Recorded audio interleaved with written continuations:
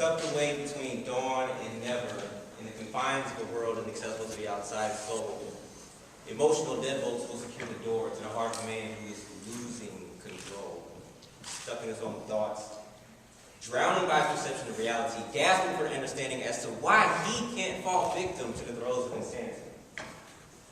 If they say pressure bursts pipes, then what truly can a man conceal? How can he withhold the emotional toll when mere water can rupture steel? When can a man cry? While the children are sleeping so they can't see his burning eyes, or when a woman turns her back so he can finally let it out with a sigh. No trace of tears for the evidence that he would ever give into the sentiment, but when he cries, his soul fractures, fine lines, and still pours temperament. And at the time, the late night is also known as early morning, and he's sitting by himself in a dark corner of his early morning, forced to catch the tears he shed with no warning. They always give the women the credit for the strength behind their smile, but if a man were to break down, would you walk with him in that same mile? Would you march against the fence under the pretense that the stress of his life broke through his guile, or would you consider him irreparable? Is it the very sign of weakness that casts him to the bleakest and darkest corners of his conscience? Does he seek this, or is it the meekness of his own emotions that allows his heart to betray him? Is it the peering eyes of that same social stigma that are creeping in to slay him?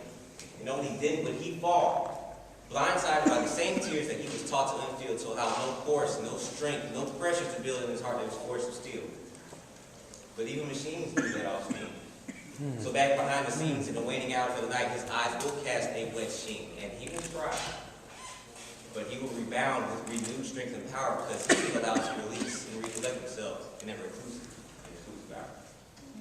Woo! Woo!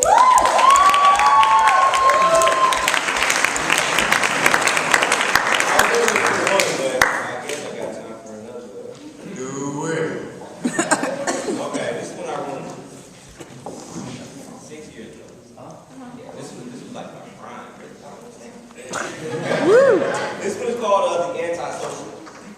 Isolation. In the eyes of the outside, only he resides in this space where inside he confides the secret expressions heavy on his face, gazing outside to a world that would take his being and erase every line, every word, every feeling he ever had, now abandoned and out of place. Desolation. Once he could look left and a friend would be at his side. He could look to the right and see family willing to help him at any time. He could look behind and see the ones who helped him get so far, such a far cry now.